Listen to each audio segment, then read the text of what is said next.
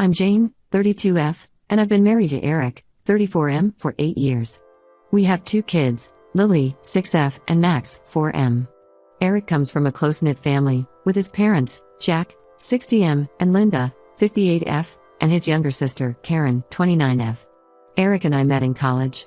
I was the quiet, studious type, while Eric was the life of the party. We were an unlikely pair, but we balanced each other out perfectly. After graduation, we moved in together and started building our life.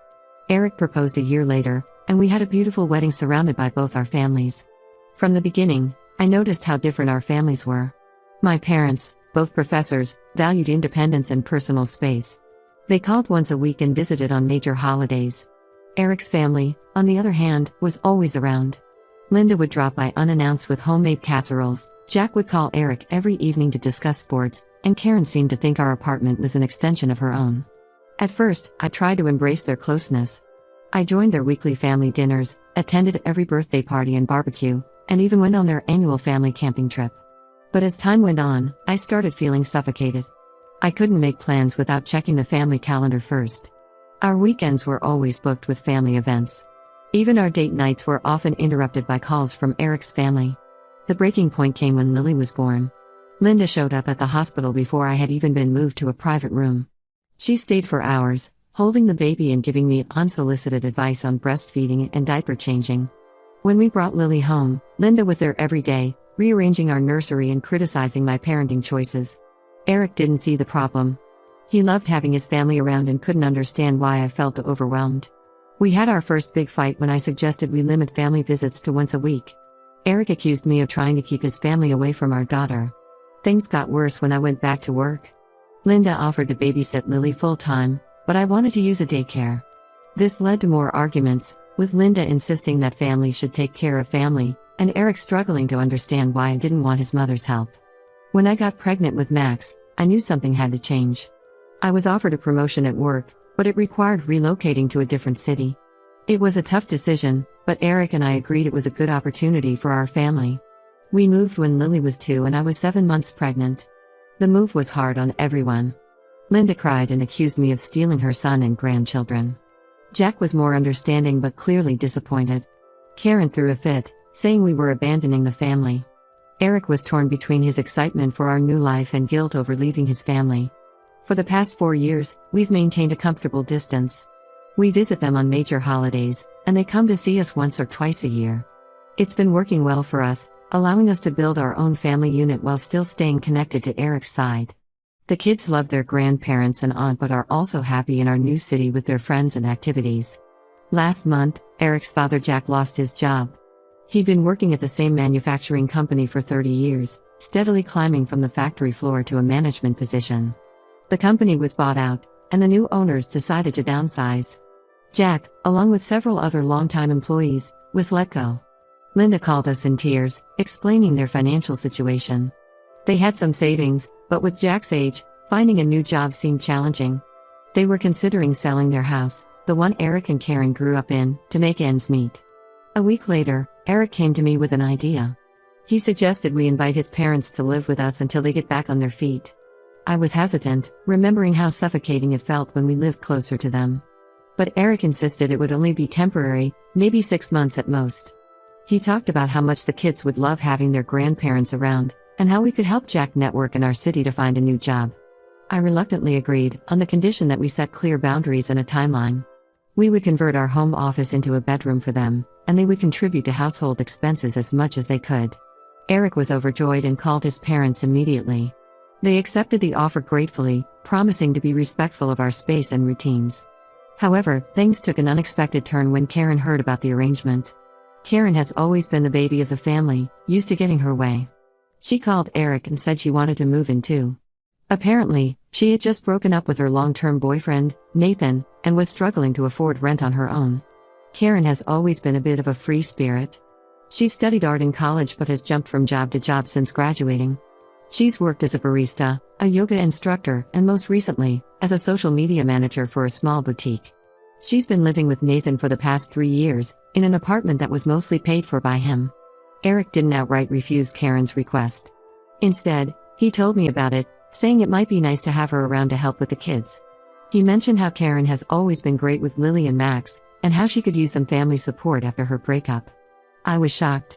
Our house isn't tiny, but it's not big enough for 3 extra adults. We'd already be cramped with Jack and Linda staying with us. Adding Karen to the mix would be chaos. Plus, I was worried about the impact on our kids. They're used to our routines and rules, and I feared having so many adults with different parenting styles would be confusing for them. I put my foot down and told Eric absolutely not. Having his parents was already a big adjustment, but adding Karen would be too much. I pointed out that Karen is an adult who should be able to support herself, and that her situation wasn't as dire as his parents. Eric got upset, accusing me of not caring about his family. He said I was being selfish and that family should always come first. He brought up how my parents live in another country, they're currently on a 2-year teaching assignment abroad, and how his family has always been there for us. I argued that our nuclear family, me, him, and our kids, should be our priority. I reminded him of how overwhelmed I felt when we lived near his family before, and how much healthier our relationship has been since we moved. We got into a heated argument, with Eric saying I never truly accepted his family and me pointing out how his family never respected our boundaries. The argument ended with Eric storming out of the house. He went to stay with a friend for the night, leaving me alone with the kids. I'm standing firm on my decision, but now I'm wondering if I'm being unreasonable. Am I the asshole for refusing to let my sister-in-law move in, even though I agreed to his parents staying with us? Edit. Thank you all for your responses. To clarify some points, our house has 3 bedrooms. We're already planning to have the kids share a room when Eric's parents move in. Karen has a job, but she says her salary isn't enough to cover rent in her current place without her ex-boyfriend's contribution. Eric and I never discussed helping Karen financially before this. It came out of the blue. We haven't told Jack and Linda about this situation yet. They're planning to move in next month. Update 1, it's been 3 weeks since my last post, and a lot has happened. First, I want to thank everyone for their advice and support. It really helped me gain perspective on the situation. After Eric came back home the next day, we had a long, honest conversation. I explained my concerns about overcrowding our home and the stress it would put on our family. I reminded him of the challenges we faced early in our marriage when his family was constantly around, and how moving away had strengthened our relationship. I also opened up about my fears of losing our family's identity. I told him how I worry that having his parents and potentially his sister living with us would shift the dynamic, making me feel like an outsider in my own home. I shared how I sometimes still feel like I'm not fully accepted by his family, especially his mother, and how having them all under our roof might exacerbate those feelings. Eric listened attentively, and I could see the conflict in his eyes. He admitted he felt guilty about Karen's situation, and that's why he considered letting her move in. He opened up about feeling torn between his role as a husband and father, and his role as a son and brother. He shared how he sometimes feels like he's failing his family by living far away, especially now when they're struggling. We talked about our different family backgrounds and how they shape our perspectives. I shared more about my childhood, growing up with parents who were often busy with their academic careers. I explained how I learned to be independent from a young age and how that influenced my desire for personal space and boundaries. Eric talked about the close-knit community he grew up in, where neighbors were like extended family and everyone looked out for each other. After hours of discussion, we came to a compromise. We decided to help Karen financially for a few months so she could keep her current apartment, but we made it clear that this was temporary assistance, not a long-term solution. We agreed to review our budget and set aside a specific amount each month for 3 months. This would give Karen time to either find a better paying job or more affordable living situation. We also set a strict 6-month limit for his parents' stay, with the understanding that they need to actively look for jobs in their own place during this time. We drafted a simple agreement outlining our expectations, including contributing to household expenses, respecting our parenting decisions, and maintaining the privacy of our bedroom and the kids' rooms. Eric's parents, Jack and Linda, moved in 2 weeks ago. It's been an adjustment, to say the least. They arrived with more belongings than we expected, and our house suddenly feels much smaller. They're trying to be helpful, but it's clear they're used to running their own household. Linda keeps rearranging our kitchen, saying she's improving it. She's moved things around so much that I can never find what I need when I'm cooking. Jack has taken over our garage for his woodworking hobby, which he says helps him de-stress from job hunting. The noise and sawdust have become a constant presence. The kids are enjoying having their grandparents around, but bedtime has become a challenge. Linda thinks our rules are too strict and often tries to let the kids stay up later. She'll start a movie right before bedtime or offer them snacks when they should be brushing their teeth. I've had to have several conversations with her about respecting our parenting decisions. It's been awkward and tense at times. Eric has been supportive, backing me up when his parents overstep. He's also been actively helping his dad look for job opportunities and encouraging his mom to consider part-time work to supplement their income. I can see the strain it's putting on him, trying to balance everyone's needs and expectations. Karen wasn't happy about not being able to move in, but she accepted the financial help we offered. She's been calling Eric frequently, complaining about her ex and her job. I can tell it's stressing Eric out, but he's trying to maintain boundaries. He's encouraged her to seek therapy to deal with her breakup and to consider taking some professional development courses to improve her job prospects. Last week, we had a family dinner with Karen. She brought up the idea of moving to our city to be closer to family. I could see Eric tense up, probably worried I'd be upset. But I actually think it might be a good idea for her to be closer, just not in our house. We're helping her look at job opportunities and affordable apartments in our area. I figure if she's going to rely on family support, it might as well be in a way that doesn't involve her living with us. It's not perfect, but we're managing. Eric and I are communicating better than ever, which is a silver lining in all this. We're united in our approach to helping his family while protecting our own family unit. We've started having check-in conversations every few days to discuss any issues that come up and make sure we're on the same page.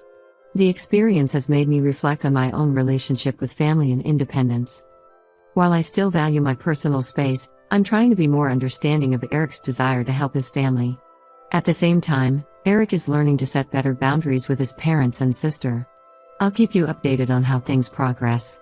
Thanks again for all your support, Reddit. It's been incredibly helpful to have an outside perspective on this complicated situation. Update 2. It's been 2 months since my last update, and things have taken an unexpected turn. I appreciate everyone who's been following our story and offering advice. Jack, my father-in-law, found a job. It's not in his previous field of manufacturing management, but it's a decent position at a local hardware store. He seems to be enjoying it, especially since it allows him to share his DIY knowledge. This has lifted everyone's spirits and eased some of the financial stress. Jack's been coming home with funny stories about customers and their home improvement disasters, which has been a nice change from the tense atmosphere we've had lately. Linda, however, is struggling to adjust. She's been resistant to the idea of finding work, insisting that she needs to be available to help with the kids. This has led to some tension, as Eric and I feel she's using the kids as an excuse to avoid job hunting. We've tried to explain that we have a routine with school and aftercare, and while we appreciate her offer, we don't need full-time childcare. There was an incident last week where Linda picked up Lily from school without telling us, causing a panic when the school called to say Lily hadn't been picked up. It turned out Linda wanted to surprise us by taking Lily shopping for a new outfit. While her intentions were good, it highlighted the need for better communication and respect for our parental authority. The real challenge came when Karen decided to move to our city. She found a job at a local marketing firm and an apartment about 20 minutes from us. At first, I was relieved that she found her own place. But then, Linda dropped a bombshell. She announced at dinner one night that she and Jack were thinking of extending their stay with us indefinitely to help Karen settle in. Eric looked shocked, and I felt like the ground had disappeared beneath me. Linda went on about how Karen might need help setting up her new place, how she might get lonely in a new city, and how it would be nice for the family to all be together. I took a deep breath and calmly reminded them of our original agreement, a 6-month stay while they got back on their feet. I pointed out that with Jack's new job and their savings, they should be able to afford their own place soon. I also mentioned that Karen is an adult who doesn't need her parents to settle her in. Jack looked embarrassed and started to apologize, but Linda interrupted, saying, "Family plans change when family needs arise." She went on about how in her day, families stuck together and supported each other through thick and thin. She brought up how Eric and I had abandoned them by moving away, and how this was a chance to make things right. I lost my cool at that point. I told Linda that while we love them, this is our home, not a family commune. I reminded her of all the times she had overstepped since moving in, rearranging our things, interfering with our parenting, and now making unilateral decisions about living arrangements. I pointed out that we had been generous in opening our home to them and that it was unfair to try to change the terms of our agreement. Linda got upset and accused me of being cold and unfamily-like. She turned to Eric, clearly expecting him to side with her. To my relief and surprise, Eric stood his ground. He told his parents that we had been generous, but we needed our space back. He suggested they look for an apartment near Karen if they wanted to be close to her. The atmosphere was tense for a few days after that. Linda barely spoke to me, and Jack seemed caught in the middle. He tried to smooth things over, explaining that Linda was just worried about Karen and didn't mean to overstep. I appreciated his effort to keep the peace, But I stood firm on our original agreement. Karen called Eric to complain about how I was kicking out their parents, but Eric set her straight about the situation. He explained that this was always meant to be a temporary arrangement and that it wasn't fair to try to change that without discussing it with us first. We're now helping Jack and Linda look for their own place. The original 6-month timeline is coming to an end, and we're firm about sticking to it. It's not easy, but Eric and I are united in this decision. We've started looking at apartments in Karen's area, trying to find something that would suit Jack and Linda's needs while also being close to their daughter. I feel guilty sometimes, especially when I see how much the kids enjoy having their grandparents around. Lily asked me the other day why Grandma and Grandpa have to leave, and it broke my heart a little. But I know this is the right decision for our family's long-term happiness and stability. Eric and I have been talking a lot about how to maintain family connections without sacrificing our independence. We're planning to set up regular family dinners once Jack and Linda move out, and we're discussing the possibility of a yearly family vacation. It's a work in progress, but I feel like we're moving in the right direction. I'll post another update when Jack and Linda move out. Wish us luck, Reddit. Update 3. It's been a month since my last update, and I'm happy to report that we finally reached a resolution. Here's what happened. Jack and Linda moved out last week. We found them a nice, affordable apartment about halfway between our house and Karen's place. It's a 2-bedroom unit in a senior-friendly community with a small garden area, which Jack is excited about. The move itself was a bit of an emotional roller coaster, but we got through it. The day before the move, Linda made one last attempt to extend their stay. She claimed that moving would be too stressful for Jack with his new job, and that the kids would be devastated. Eric and I stood firm, reminding them of our agreement and the importance of having our own space back. We reassured them that we'd still see each other often and that this wasn't a goodbye, just a change. Moving day was hectic but successful. Eric and I helped them settle in, and even Karen showed up to lend a hand. It was actually nice to see everyone working together without the underlying tension of living under one roof. We spent the day unpacking boxes, arranging furniture, and setting up their new place. By the end of the day, it was starting to feel like home for them. The kids were sad to see their grandparents go, but we've already set up a regular schedule for visits. They'll come over for Sunday dinners, and we'll visit them every other Saturday. This way, we maintain close family ties without sacrificing our personal space. We've also planned some special outings with the grandparents, like a trip to the zoo next month, to give the kids something to look forward to. Karen seems to be adjusting well to her new job and apartment. She's been less dependent on Eric for emotional support, which has been a relief for both of us. She and I even had a heart-to-heart conversation where she admitted she understood why we couldn't all live together. It feels like we're finally on the same page. She's started joining us for our Sunday dinners, which has been nice for everyone. Eric and I have been enjoying having our house back to ourselves. We've reestablished our routines and are focusing on our own family unit again. The first night after Jack and Linda moved out, we had a quiet dinner with just the 4 of us. It felt strange at first, but also peaceful. Lily and Max have adjusted well, though they sometimes ask when they'll see Grandma and Grandpa next. The experience, though challenging, has actually brought Eric and me closer together.